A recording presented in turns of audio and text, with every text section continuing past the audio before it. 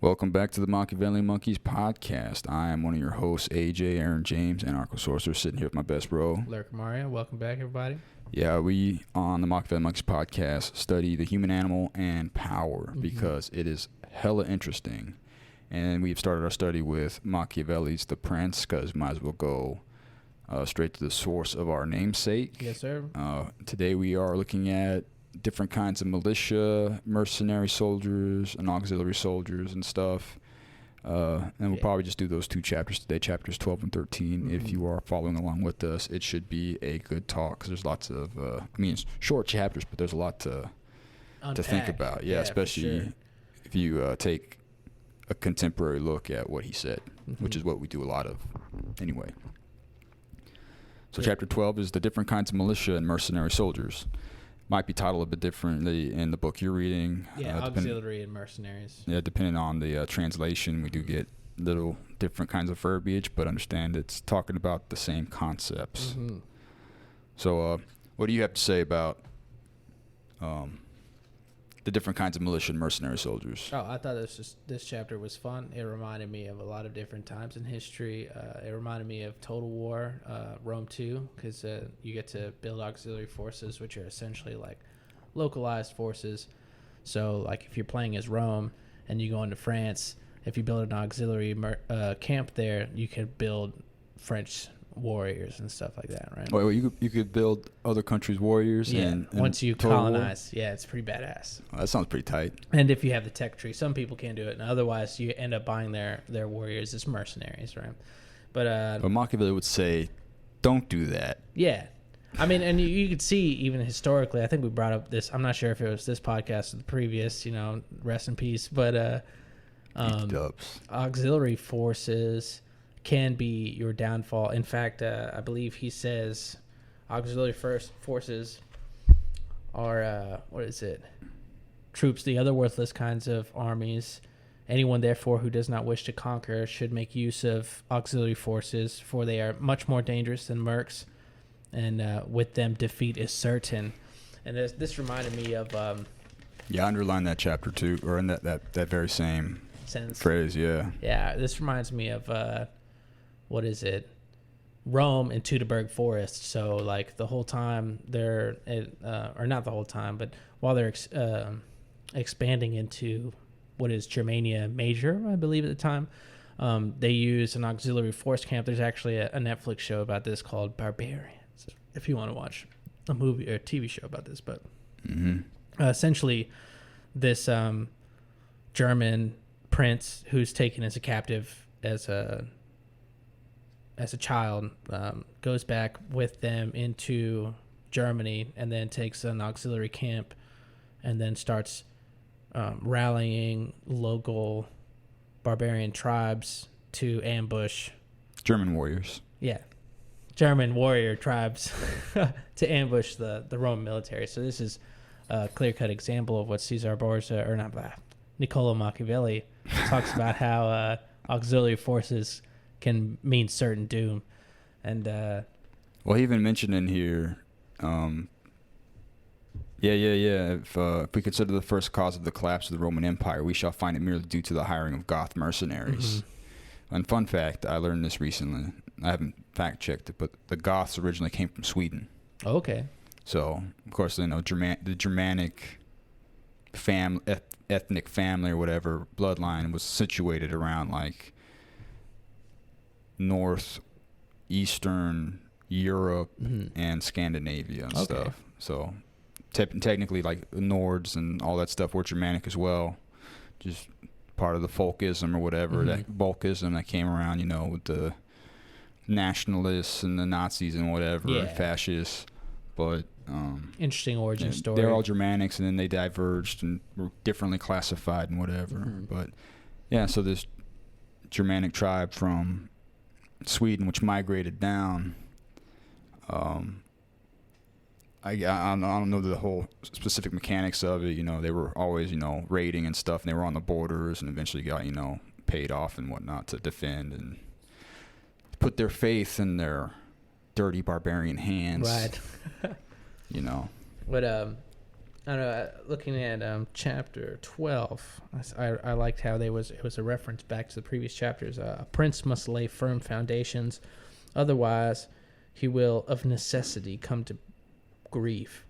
The principal foundations of all states, new, old, and mixed, are good laws and good arms. Mm-hmm. Yep. And as there cannot be good laws where there are not good arms, and where there are good arms, there must be good laws. I don't know if I agree with that 100%. The first part, definitely.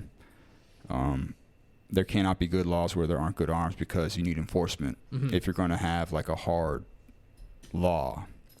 The other one, there must be good laws where there must be good arms. If there are good arms, there must be good laws. That depends on how you translate the word good. Maybe as effective, but it could also mean like, if good doesn't necessarily mean like benevolent to the population, you know.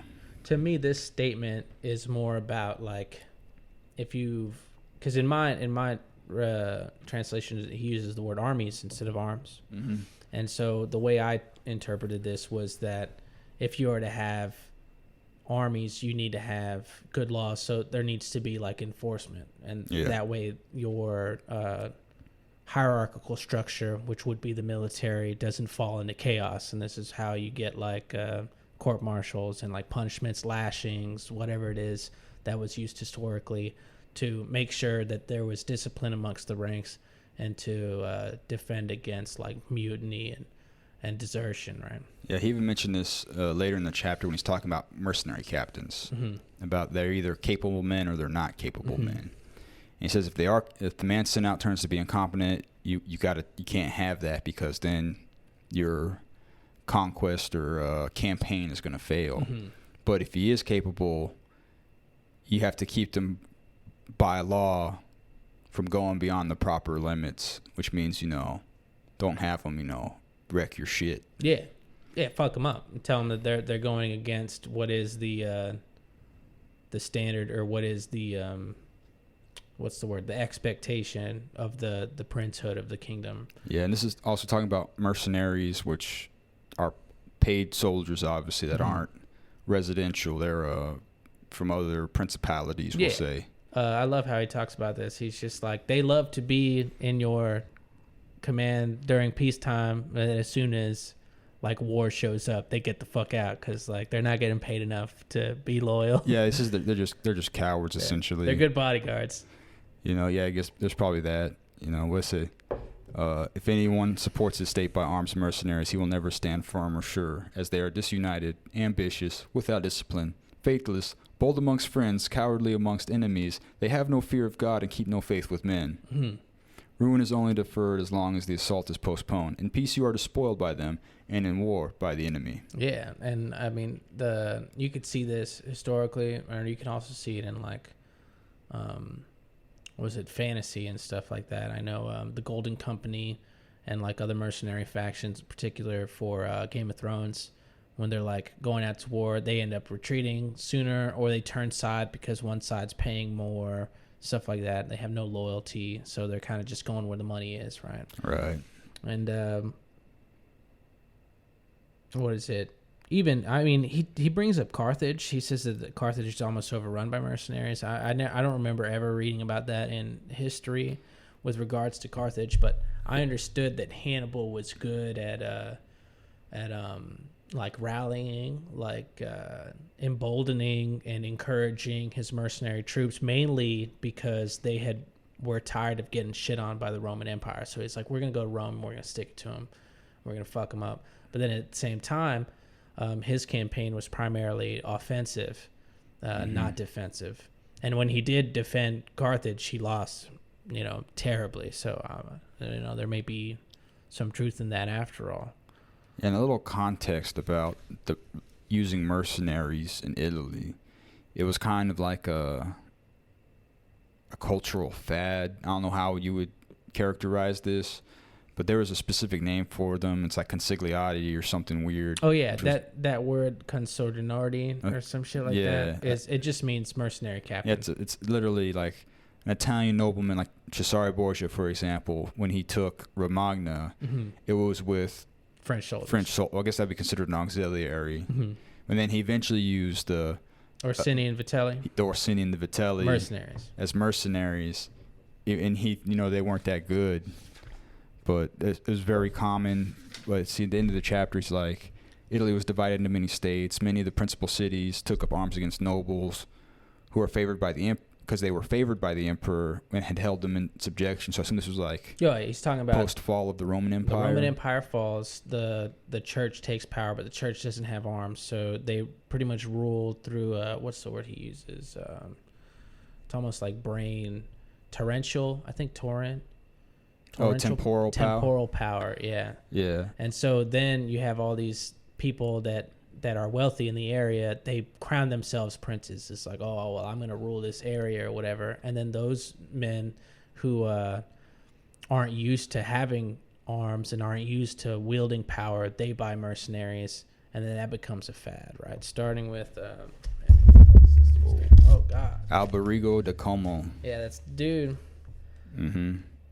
That guy, and then Braccio and Sforza, arbiters of Italy in there. Yeah. And all others to this day referring to the writing. As a result, Italy had been overrun by Charles, plundered by Louis, violated by Ferdinand, and insulted by the Swiss. You think this is what's going to happen when the USG falls? I don't know, man. I don't know. Like, I guess it's going to happen. We're going to federate, be like Texas and Florida. Right. Versus what, bro? Except we're not gonna need. I don't think we'd need mercenaries to be silly. We all have our own National Guard. Right. Probably have regional, and then local militias. And there would be plenty of militias. I think Texas has 97 militias. Yeah, I'm not worried about it. It's more like, well, we're at a certain spot in our history of civilization where. Oh, I'd like to think that such warfare is unnecessary. Yeah. But they even say, like, in this chapter that the warfare back, even in part of this cultural fad, was that, like, you weren't trying to absolutely destroy the other army. You took prisoners. Mm-hmm. Like, they had a very gentlemanly conduct in their way of war. Well, like, they'd make camps. They wouldn't fire at the camps at night. They wouldn't raid. Yeah, but during they the also winter. didn't. The way I saw that wasn't necessary that it was gentlemanly. It was that they knew that there was all mercenary forces. So the way I interpreted that whole end of that chapter was that the mercenary forces knew that they weren't like obligated to die for these people or whatever, and they knew that they were fighting mercenaries. So they took it'd be like tradesmen fighting against tradesmen. It'd be like, look, we'll just take your guys or whatever, and so they also didn't build fortifications. They didn't do like a bunch of other stuff that like people dying tooth and nail for like their resources would do. And that's what also led, because of their organization of the military, led for them to be cowardly and flee and like not defend the area. So that, or at least that's how I interpreted it. It's like, okay, we'll just take slaves, or we'll just take captives, and then they didn't even trade them off for ransoms. They just gave them back or whatever. It's like catch and release, military warfare. Like, no, we probably like traded prisoners and stuff. Yeah, exactly. Like, it makes sense from both ends. Like, mercenaries don't really want to do that, and it's just weird. Like, now Civil War, the American Civil War was gentlemanly until like they realized that the Union realized that they were just like prolonging the war effort, and they realized that they were also the longer the war went on, the more likely Europe and Union politicians were going to recognize the South as legitimate. So there was a certain cutoff point where they were no longer going to trade captives, because they were doing that for a long time, and they would even have like days in which they would be like, okay, well, we're going to trade our captives for your captives and stuff like that. And they weren't burning each other's farmland and taking each other's farm animals and stuff like that. It was very much like, we're Americans fighting Americans. And then at a certain point, the Union was like, fuck that. Total war. Yeah. Yeah. Because the South wanted to be seen as liberators, I believe. But they weren't seen as liberators. Defenders of freedom. Yeah. Well, in one way, defenders of freedom against, the oppressive federal government. Right. And the Union now has the mythic legacy of being fighters of freedom for people of all races. Yeah. Even though Lincoln, I think, was Like, let's put them back on the boats. Yeah. Well, Lincoln. I like, love those true though. I mean, the Emancipation Proclamation only made slavery illegal in the southern states. Right. Right. Yeah. Silly shit. But I mean, freedom is not silly shit, and everyone deserves to be free. Yeah, that should go without saying. That's why we came on later on about talking about how our writings are for every man, not just white landowners or whatever it is. Right. Yeah. I mean, progression, right? America had to like come up into its beliefs, and now people are trying to tear that apart. Mm-hmm. But back to auxiliary forces. Was it mercenaries? Oh, I love this. Mercenaries and auxiliaries are useless and dangerous. Then only princes and armed republics make very great advances. That what is it? Mercenaries do nothing but harm. A republic armed with its citizens is less likely to come under rule by one of them than a city that's armed with foreign soldiers. Yeah, that's why I'm for proliferation of arms, man. Because it means anybody who rises up in America has that check automatically. So think about that if you want gun control. Yeah. Who do you want protected? The people or the government? The government. Yeah. You know, but you know, if you think that, you're probably not listening to this podcast anyway, because you know, you're a dreamer.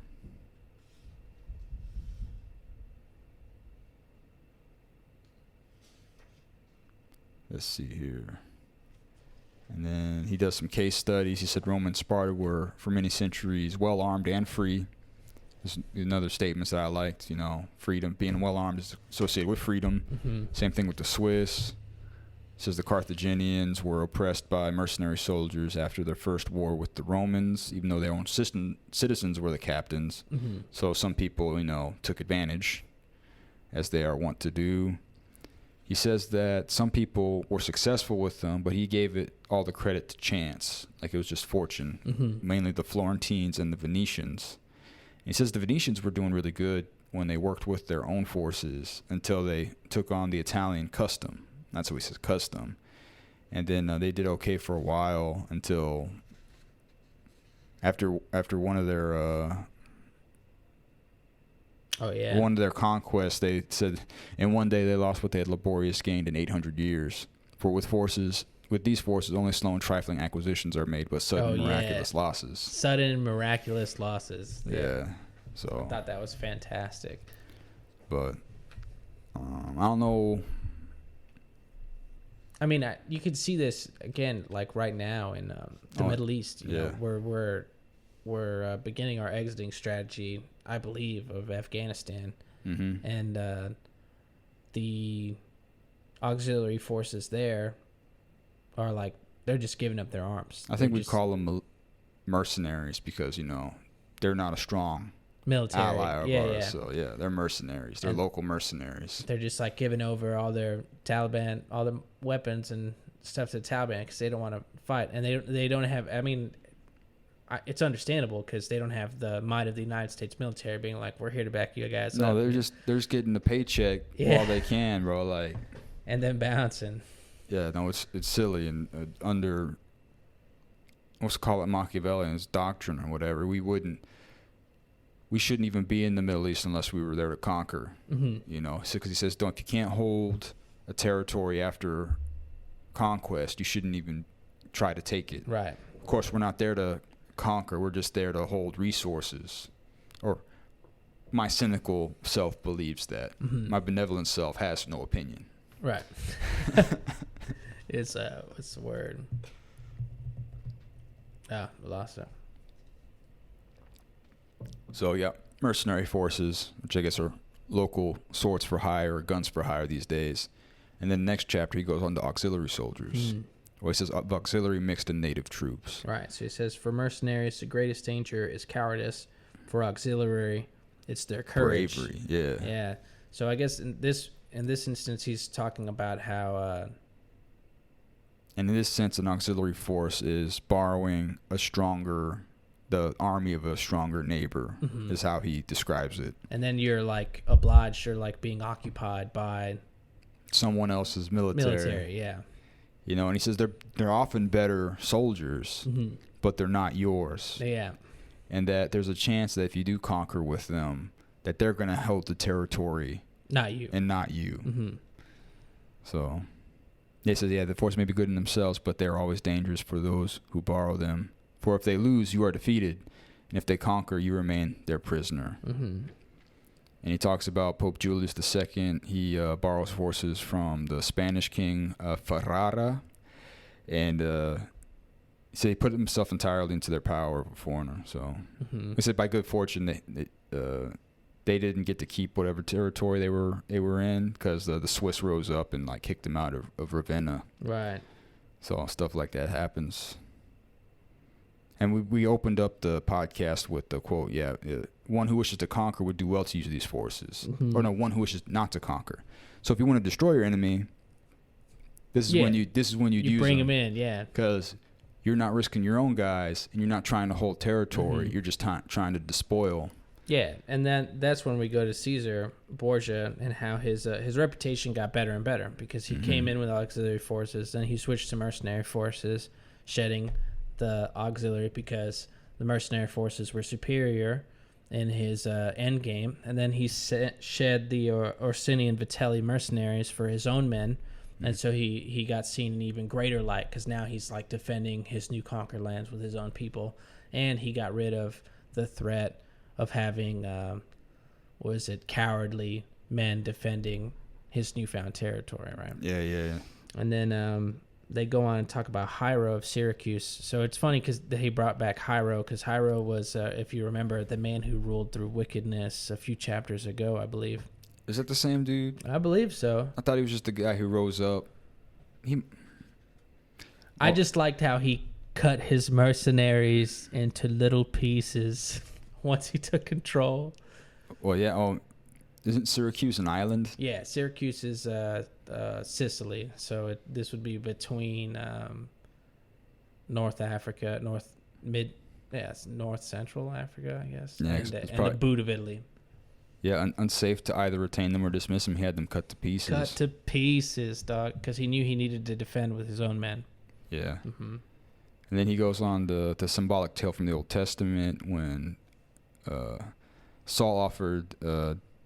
They tried to when the story of David and Goliath. Somebody gave David. They tried to give him like a sword and stuff, and he's like, no, this doesn't fit me. Let me go with my own sling and my own knife. And of course, he eventually won. Yeah. If this in the story he won. Yeah, and Caesar likens, Niccolo Machiavelli likens this to like being weighed down by the arms of someone else, by the arms in their dress, versus relying on yourself. Yeah, definitely. Which is a cool interpretation. I never, ever read about someone's interpretation of the Bible except for Jordan Peterson's, until I read this book, right? Well, I just like to think about how Goliath's skull must have looked after he got hit in the forehead, because I've read somewhere like the stone sunk into his forehead. Damn. Cause think about it, it's a good sized fucking rock, dude, in a sling. All that centrifugal force, dude, just cracks the skull, bro. Like, brutal. Yeah, there's a cool podcast by what is it? I think it's Dan Carlin. Hardcore History. Yeah, where he's doing like a what is it? Like a mock battle between the Battle of Hastings and like whoever the Normans. The Normans versus Julius Caesar, and he talks about how slingers, Roman slingers, would have probably fucked up the the Norman forces, because they wouldn't be wearing armor and stuff, because there was like they were like rallied, like almost drafted men. And so they didn't have like formal training, and they didn't have like a formal military outfit, so they didn't all wear like the same shit. They would just bring like pitchforks and clubs and daggers, and everybody tried to bring a shield or whatever. Yeah. And so they couldn't like do shield walls and stuff. But he talks about how slingers would probably fuck them up because they wouldn't be wearing helmets and they wouldn't be wearing armor and they wouldn't have tower shields. They'd have like fucking pots and pans or whatever. So they'd probably just get ripped pieces. Yeah, they probably got some kind of like History Channel episode about like, you know, when they do like ancient weapons. Oh yeah. And like they do like how hard Deadliest Warrior. You're gonna be that one freaking nerd who has a sling. Fucking crack it cinder blocks. Take it out like fucking beer bottles and shit. Yeah. Dude. And then they're gonna have the fucking the ballistics gel head. Mm-hmm. It's like Boom. lodged in there, bro. It's like, or if you could hit the temple, maybe if you hit the temple, maybe Goliath would have gone down. It's just like Beautiful. temple shot, Yeah, temple shot. Yeah, that'd be wild, man.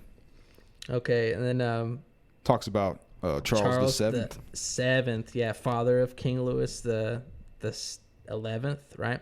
So he freed the French from the English by recognizing the necessity of arming himself with his own men. So he ordained the procurement of cavalry and infantry from the population. Now, King Louis the Son abolished this ordinance of infantry and relied on Swiss mercenaries. And then he talks about how the French cavalry had to like reshape their like battlefield tactics when they started using the Swiss. Yeah, so it's interesting because in your book it says cavalry, and mine it says men-at-arms. Okay. So it says men-at-arms and infantry, and I wonder what kind of difference that actually means.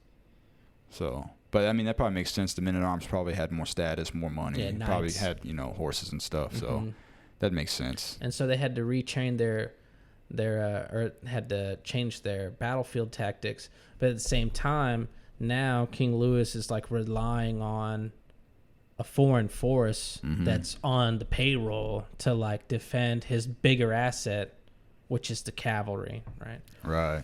And then he goes on to say that this is the mistake that, followed by others, is the cause of many threats to the kingdom today. So I guess at the time, like that became the norm, and then France was in more and more turmoil, or at least more vulnerable than it was with its own infantry. Right. Yeah, like what he says, men with their lack of prudence initiate novelties, and finding the first taste good, do not notice the poison within. And of course, that just makes me think of like revolutionaries and everything. There's a strong history of philosophers and stuff being pro status quo, merely because the chaos that changes bring. Like I think Aristotle and Plato were very much, I don't know about Plato, but I think Aristotle's just like, of course he was an aristocrat, so it's just like, okay, you want to change the order, but you know how many people are going to die, and like all kinds of bad stuff's going to happen when you shake up society. He's like, it's better just to live peacefully and have a good life or whatever than to change. You always preach for change, but you don't change too much at once. Yeah, it's the conservative philosophy. Yeah, well, you got to do it slowly, or else you end up having violent revolution. That's how you get, like, you know, the French Revolution, when they're just like, all right, well, it's time to flip the pyramid on its head, or whatever the fuck it is, you know, like. And that's why we're getting so much strife right now, is because you have like all this adoption, or now I'm talking about the United States, but you have all this adoption of like far left, like really the ideas of 8% of the population dictating, you know, policy, and the rest of the country's not about it, you know. Yeah, it's weird for sure, the distortion of social media.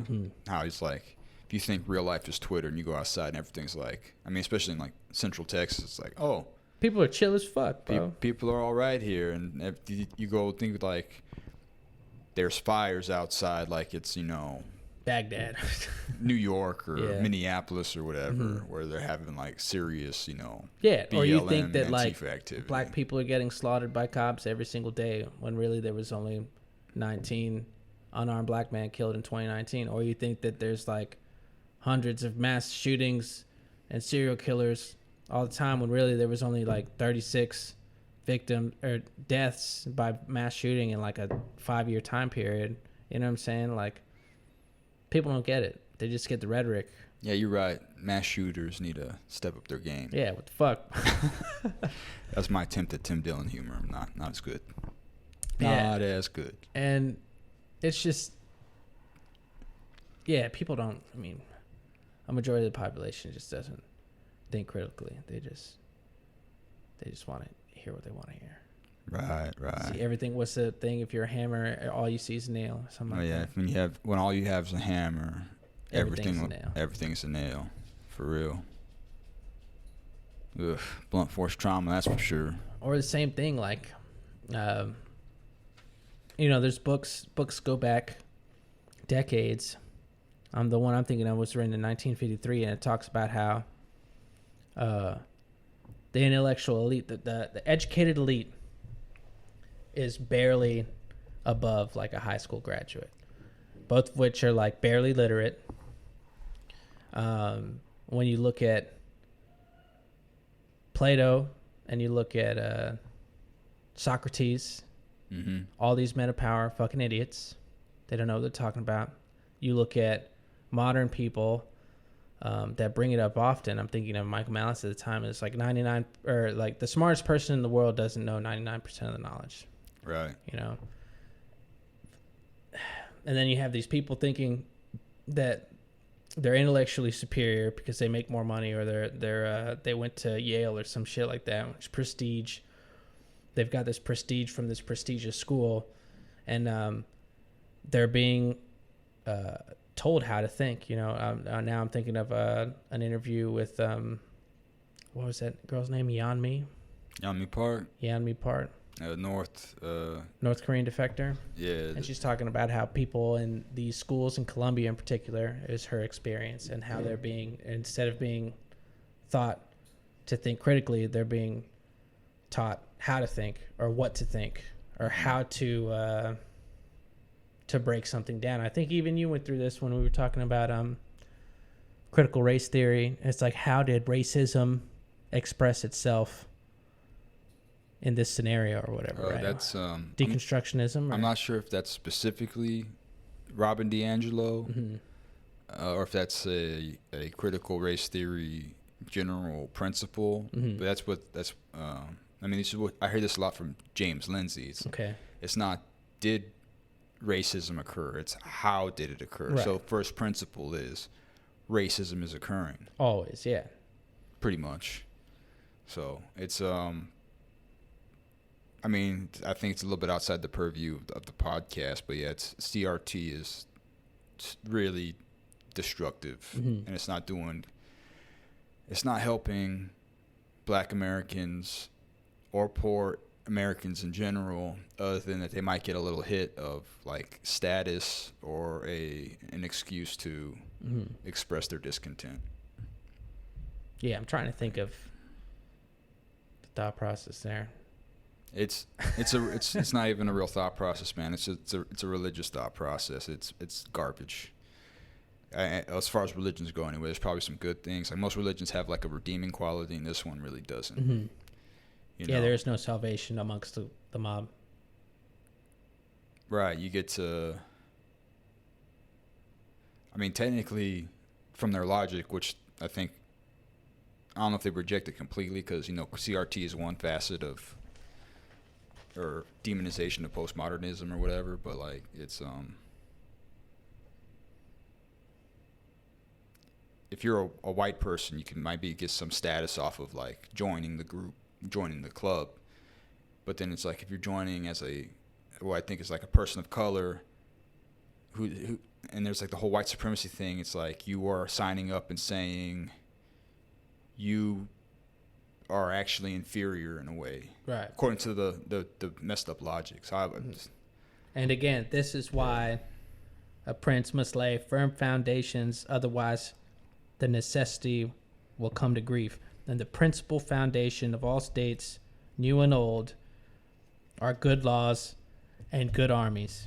Yeah, no prince is secure without his troops. I guess we can wrap it up right here. Yeah, sounds good, man. So, we're at the Machiavellian Monkeys podcast. You can find us on YouTube. You can like and subscribe there. Leave us a comment. We'd love to hear from you.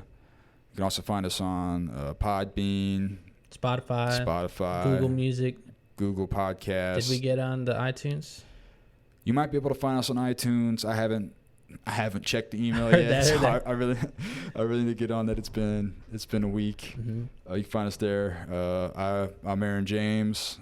And this is Lurker Mario. Follow me on Twitter @Lurker Mario, and we'll catch you guys next week. All right, cheers. Cheers.